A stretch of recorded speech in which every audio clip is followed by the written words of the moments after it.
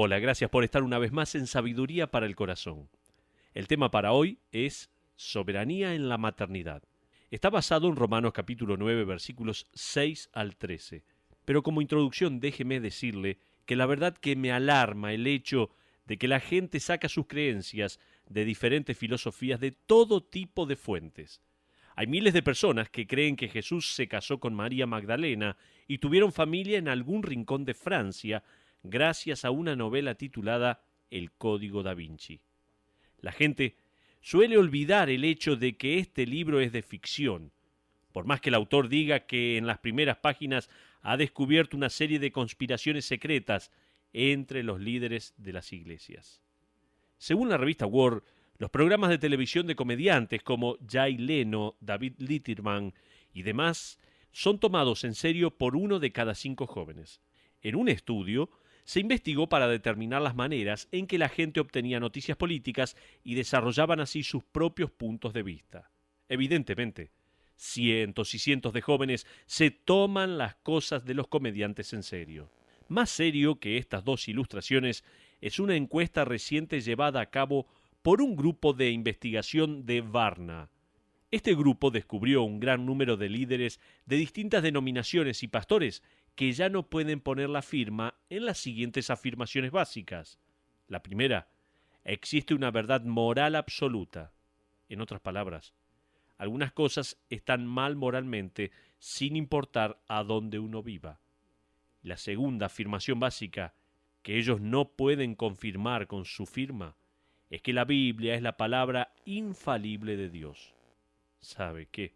Créalo o no, la denominación más grande, los Bautistas del Sur, revelaron que un 71% de los pastores y líderes están de acuerdo con esas afirmaciones, mientras que un 27% de metodistas lo estarían también.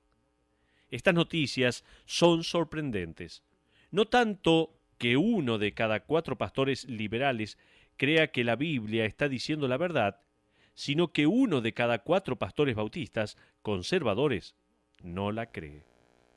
Esto significa que millones de creyentes escuchan y obtienen su concepto de quién es Dios de parte de un grupo de líderes que piensan que la Biblia es mitad verdad, mitad ficción.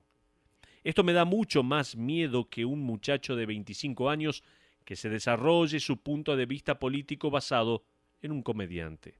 Si bien, eso también me asusta.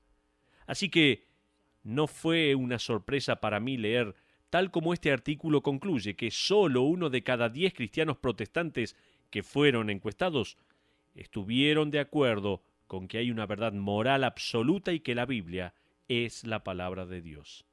Mi amigo, si la Biblia no es la palabra de Dios, entonces no sabemos quién es Dios. Y si la gente desarrolla su perspectiva de quién es Dios sin examinar la Biblia, entonces quedan pocas dudas en cuanto a por qué existen tantas creencias extrañas en cuanto a Dios, incluso entre algunos que dicen ser cristianos. Con razón las verdades básicas acerca de Dios, su palabra, su carácter, sus mandamientos y sus parámetros morales se están escribiendo de nuevo. Con razón Dios es irreconocible al ser comparado con las Escrituras. Si usted habla con la gente en la calle o en el trabajo y les pregunta ¿quién es Dios?, recibirá una cantidad importante de definiciones distorsionadas y diluidas de un Dios que no existe en las Escrituras. Y esta misma gente le va a decir que son cristianos. Alguien escribió lo siguiente: Dios creó al hombre a su imagen y el hombre posmoderno le pagó el favor.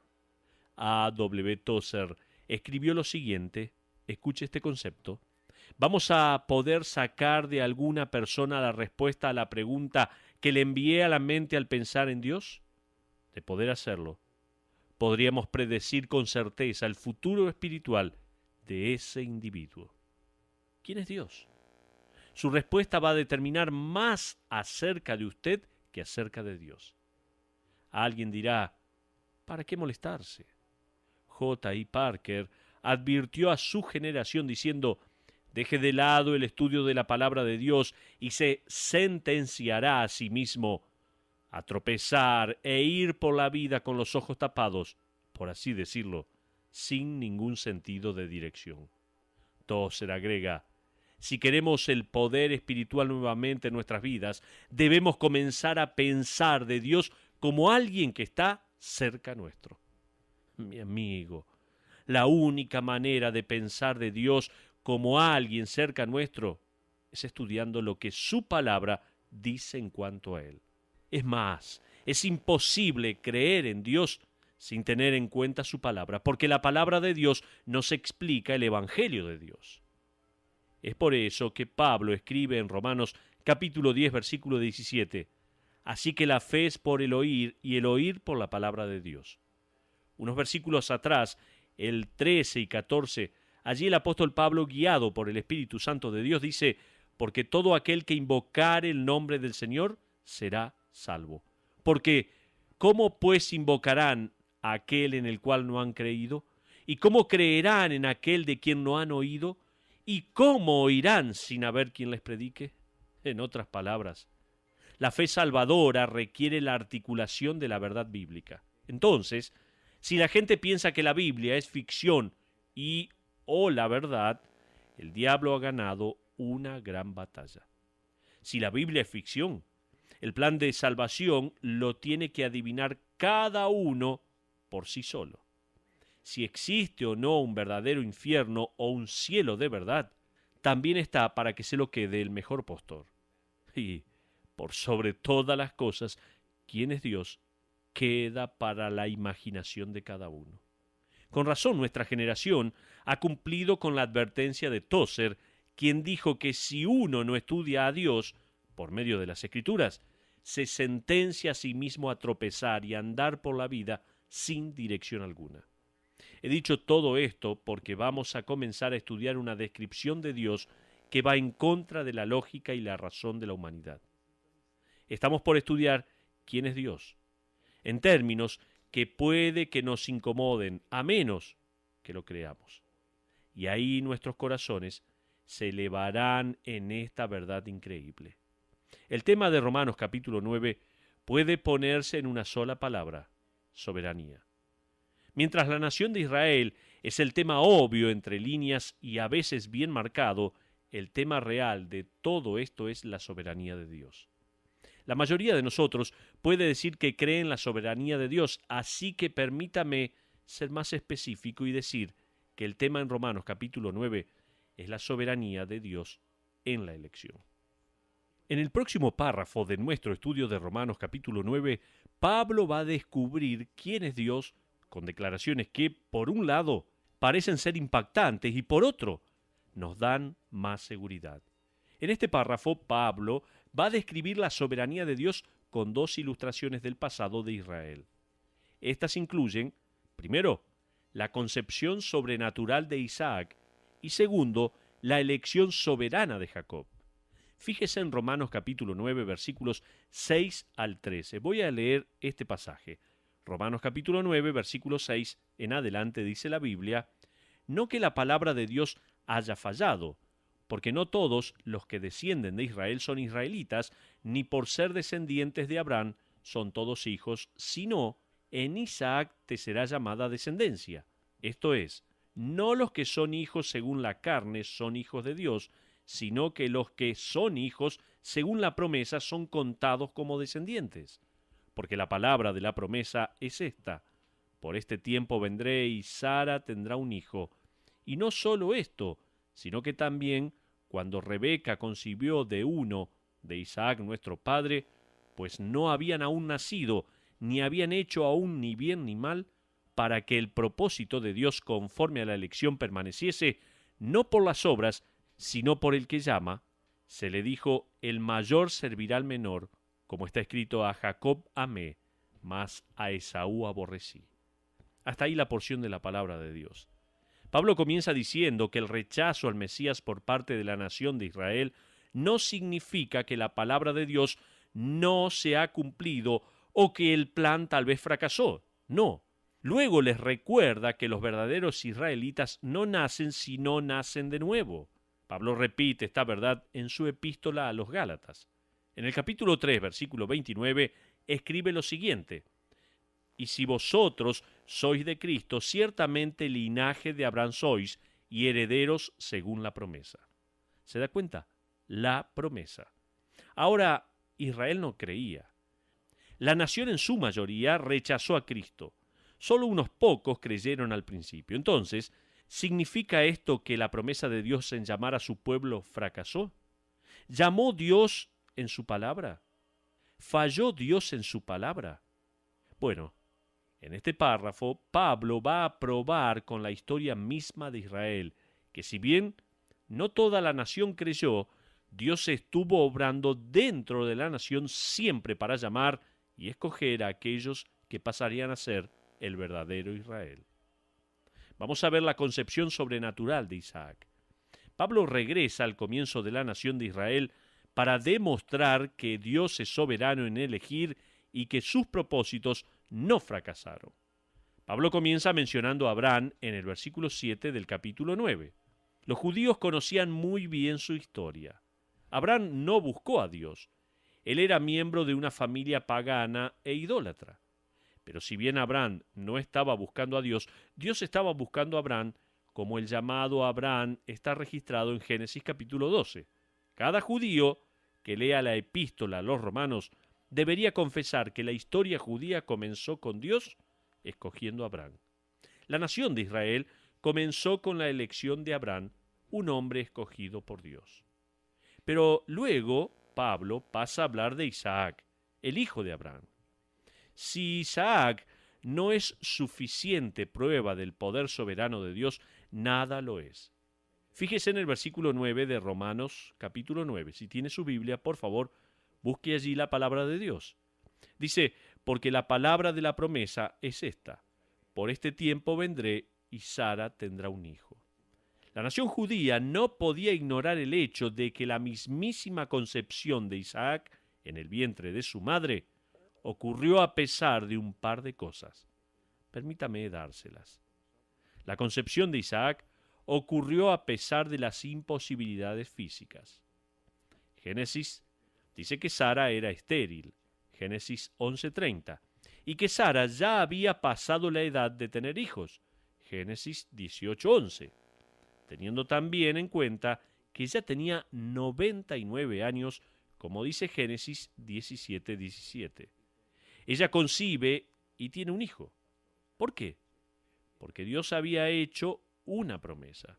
Y Dios era soberanamente capaz de mantener su promesa más allá de que era físicamente imposible. Pero también la concepción de Isaac ocurrió a pesar de la poca fe. Regresemos a esta historia y veamos la soberanía de Dios obrando a pesar de la incredulidad. Vaya en su Biblia a Génesis, capítulo 16, volvemos al comienzo de la Biblia, Génesis capítulo 16, y permítame armarle el escenario, por decirlo de alguna manera. Han pasado 10 años desde la promesa de Dios a Abraham que su descendencia superaría a las estrellas. Uno ni se puede imaginar la anticipación y las expectativas de Abraham. El nombre Abraham, antes que Dios se lo cambiara a Abraham, significaba Padre Ilustre. Imagínese a la gente visitando a Abraham y presentándose.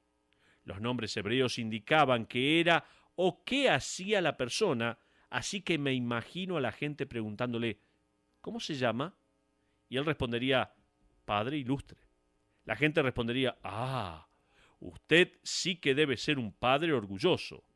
Y Abraham probablemente agacharía la cabeza, patearía alguna piedra y respondería, bueno, no tengo ningún hijo. Por años pasó esto. Pero recuerde, Dios había prometido. Bueno, para cuando uno llega a Génesis capítulo 16, Abraham había dejado de decir, aún no tengo hijos.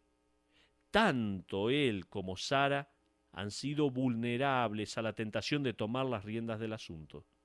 Cuando uno duda la soberanía de Dios, instiga la soberanía propia.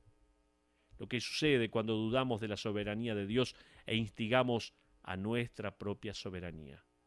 Al continuar con esta historia de manera rápida, me gustaría sacar algunas cosas prácticas que no suceden cuando tomamos las riendas de cualquier asunto en la vida.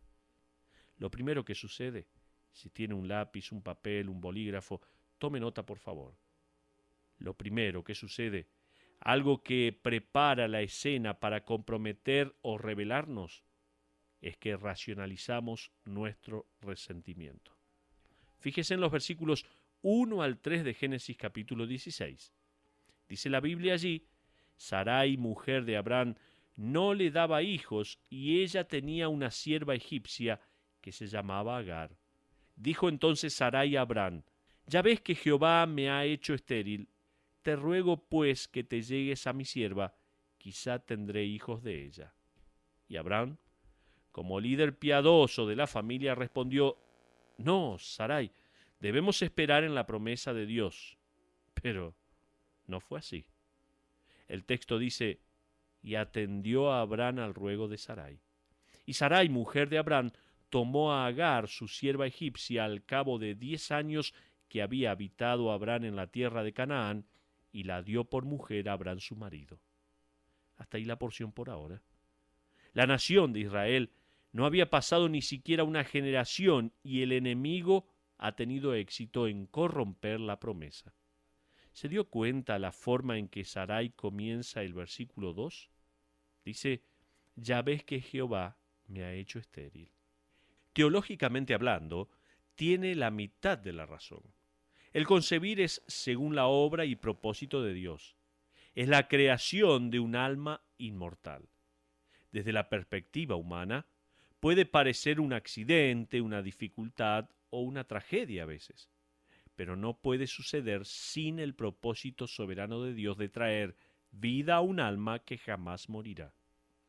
Para que la concepción ocurra, se requiere el propósito de Dios, y para que no ocurra, también se necesita el propósito de Dios. Las condiciones médicas y físicas pueden parecer la causa principal de la fertilidad o esterilidad, pero detrás de esas condiciones está el Dios soberano que cumple con su propósito. En vez de confiar en los propósitos de un Dios soberano, Sarai se amarga, junta un resentimiento contra Dios. Ella, en efecto, dice: Dios me arruinó la vida. Dios se está anteponiendo entre lo que yo quiero.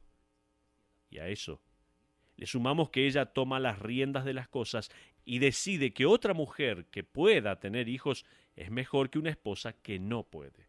El enemigo se frota las manos con una sonrisa. Él va a corromper la nación que está por nacer. Va a anular la promesa de Dios. A propósito, uno sabe que está tomando las riendas de las cosas cuando comienza a rehusar vivir por las prohibiciones de Dios y esperar por sus propósitos. Sarai dijo: Dios no apareció. Ya han pasado 13 años y Dios debe necesitar ayuda. Es hora de ir y poner el plan B en marcha. Bueno, puede que eso suene bien, pero no es nada más que racionalizar religiosamente la rebelión que uno tiene. Quizás en este momento usted esté racionalizando rebelión. Tal vez en su negocio pensando: Dios no se va a enojar. En su vida personal, tal vez en su vida privada, pensando: seguro que Dios quiere que no me falte nada. Nunca antes estuve más feliz. Seguro que Dios quiere que sea feliz. O tal vez en el mundo secreto de su imaginación, mientras está pensando: por lo menos no lo estoy llevando a cabo. No lo estoy haciendo, no estoy lastimando a nadie. Seguro que Dios está contento con mi autocontrol. Tal vez usted está pasando por esta situación. Está racionalizando su rebelión contra Dios. Sarai usa palabras espirituales, pero ella está actuando en su rebelión contra Dios y le da consejo impío a su marido Abraham, y él acepta el rol de la rebelión contra la promesa de Dios.